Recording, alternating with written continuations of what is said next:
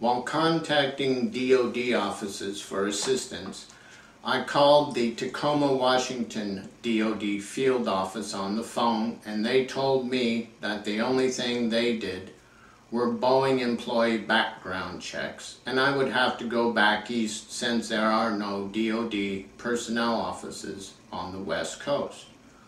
In August, I traveled to Washington, D.C., and on August 6, 2004, I gained access to the inner grounds of the Pentagon without having to show an ID card. Not everyone at the Pentagon hates me, only the Democrats and the Republicans, and I had told them I was coming. I was politely shown to the DoD employees only bus stop where I was to catch the number 3 bus to the personnel office in the Polk building. I stood here for about 30 minutes with the lieutenants, captains, majors, colonels, and other DoD civilian employees for about 30 minutes until the number 3 bus arrived. Then the driver told me I needed to get an escort from the personnel office to ride the bus since I didn't have an ID card. I called and spoke to a Mr. Pittman who told me that you cannot come to the personnel office to be physically identified anymore. Post 9/11, you have to go to the FBI who will physically identify you first. So off to the J. Edgar Hoover building I go. When I get there, they told me I had to call and make an appointment to have my fingerprints taken, and gave me the Washington, D.C. field office number. I called, and the woman I talked to told me I had to go to Virginia to have my fingerprints taken. I lamented that I had just traveled 3,000 miles from Bellingham, Washington, and wasn't there another place closer. She said she would check and put me on hold. After the better part of an hour, she picked up the receiver to see if I was still on the line and then hung up on me.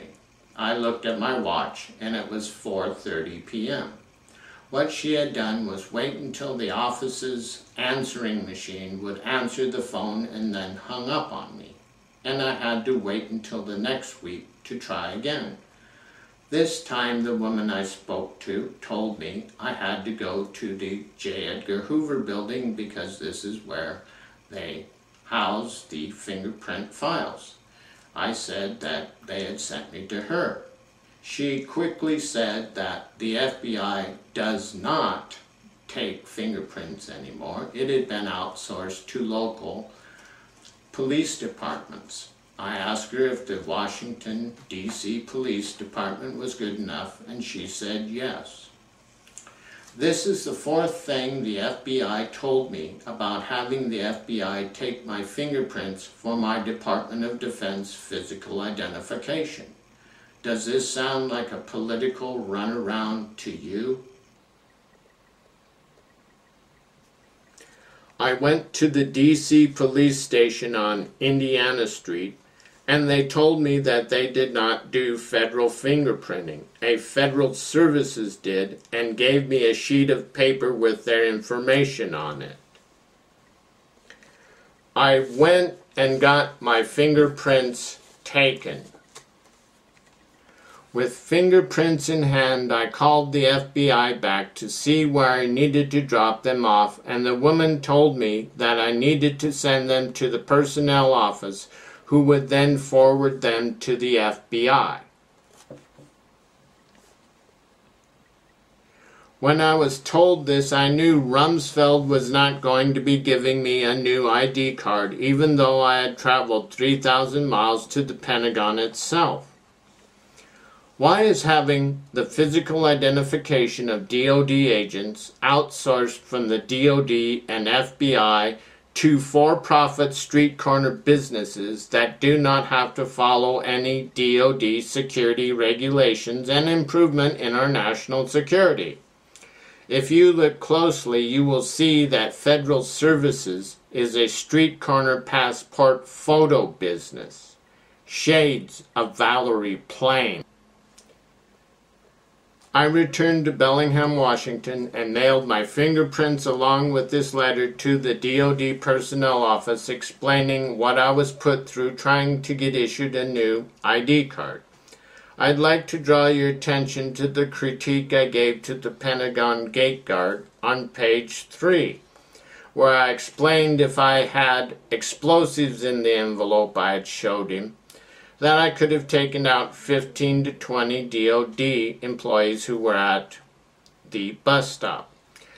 How was I able to send this through the U.S. Postal Service to the Pentagon in post 9/11 America and not get arrested unless I worked there? I have asked the 9/11 Truth Movement to answer this question, but they all refuse. Why won't the 9/11 Truth Movement answer any questions about the 9/11 Truth Movement?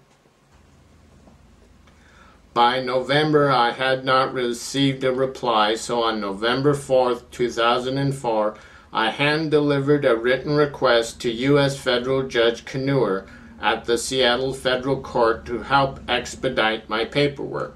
6 weeks later, I received a new DoD ID card. This is the receipt for the letter I sent Judge Knauer letting him know I got my new ID card. I contacted Dan Perry, who was working on a documentary for the BBC about the 9/11 attacks. He wanted to use my 1976 U.S. military study information if the BBC management would allow it. They did not. And I think it might have had to do with the fact that my information had been accepted for use in the International Criminal Court against Tony Blair, who was still Prime Minister at the time.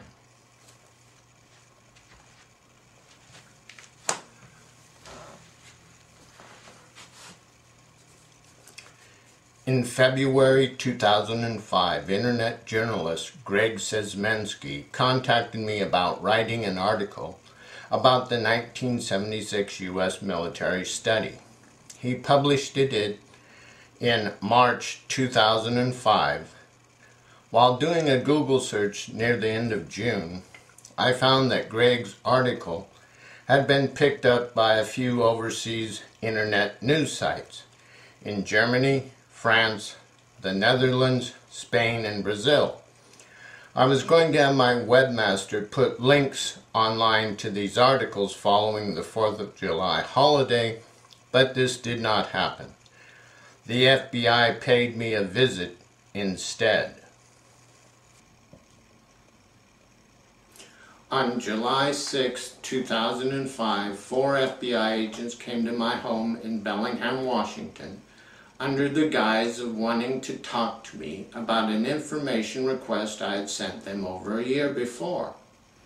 At first they were civil, and then they became belligerent and demanded my DoD ID card.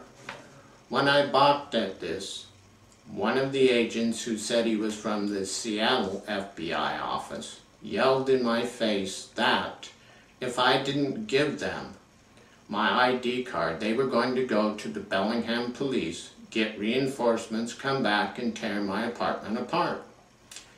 When they did this, I knew they were trying to escalate the situation into a physical confrontation with me, since it was a 4-to-1 advantage to the FBI, with all of the agents being in their 20s or 30s in weightlifter condition, and me in my 50s with heart disease.